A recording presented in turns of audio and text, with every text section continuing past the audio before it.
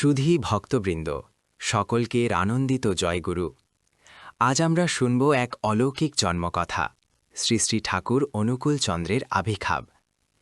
একটি সাধারণ আতুরঘর, কিন্তু সেই মুহূর্তে তা হয়ে উঠেছিল এক জ্যোতির্ময়ী দিব্যলোক। শ্রী শ্রী ঠাকুরের জন্মের পূর্বেরই বেশ কিছু অলৌকিক ঘটনা ঘটে। তার মধ্যে একটি হল এরকম: মাতা মনমোহিনী দেবী অন্তঃসত্ত্বা। বাড়িতে অতিথি এসেছেন, দীর্ঘ জটাজুটধারী এক প্রবীণ সন্ন্যাসী। সেবায় সন্তুষ্ট হয়ে তিনি আশীর্বাদ করলেন, তবে বললেন, এই পরিবারের একমাত্র পুত্রের মৃত্যু হবে, কিন্তু লোকপতি আসবেন এই ঘরে। কথাটি সত্যি হল। মনমোহিনীর ভ্রাতা যোগেন্দ্র নারায়ণ চৌধুরী হঠাৎ মৃত্যুবরণ করলেন। মাতা কাঁদলেন, কিন্তু মনে রাখলেন, যে সর্বনাশ করে সে দুঃখ নাশ করে। দিন কাটতে থাকল। 11 মাসের শেষে মাতা মনমোহিনী সূতিকা ঘরে গেলেন। অদ্ভুতভাবে তিনি কোনো তীব্র প্রসব বেদনা অনুভব করলেন না। ধাই হাত বুলিয়ে দিচ্ছিলেন, আর সকলে তন্দ্রাচ্ছন্ন হয়ে পড়েছিল। হঠাৎ এক ঝলক বিদ্যুৎ, তন্দ্রা কেটে গেল। দেখা গেল মনমোহিনীর প্রসব হয়েছে। এ এক অলৌকিক জন্ম। শিশু ভূমিষ্ঠ হয়েই কাঁদল না, বরং খলখল করে হাসল, আর তার শ্রীঅঙ্গ থেকে ছড়িয়ে পড়ল দিব্যজ্যোতি। আতুরঘর ঝলমল করে উঠল আলোয়। সকলেই বিস্মিত।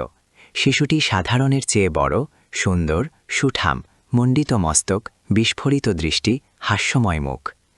মায়ের চোখে ভেসে উঠল সেই সন্ন্যাসীর কথা। প্রার্থনার উত্তর যেন স্বয়ং ভগবান দিলেন। দিনটি ছিল বাংলা 30 ভাদ্র, তাল নবমী তিথি, 1295 সন। ইংরেজি তারিখ 14 সেপ্টেম্বর 1888, শুক্রবার সকাল 7:05। শ্রী শ্রী ঠাকুরের জন্মের কয়েকটি দিক বেশ অলৌকিক। 1.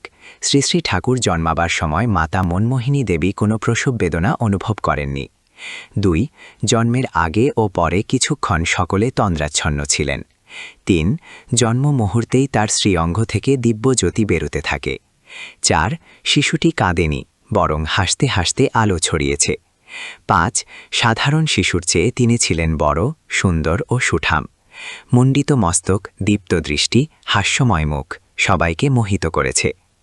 এই অলৌকিক জন্মকথা শুধু একটি পরিবারের নয়, সমগ্র মানব জাতির জন্য আশীর্বাদ হয়ে এসেছিল। শ্রী শ্রী ঠাকুর অনুকূল চন্দ্রের আবির্ভাব ছিল এক নতুন আলোর সূচনা। জয় গুরু।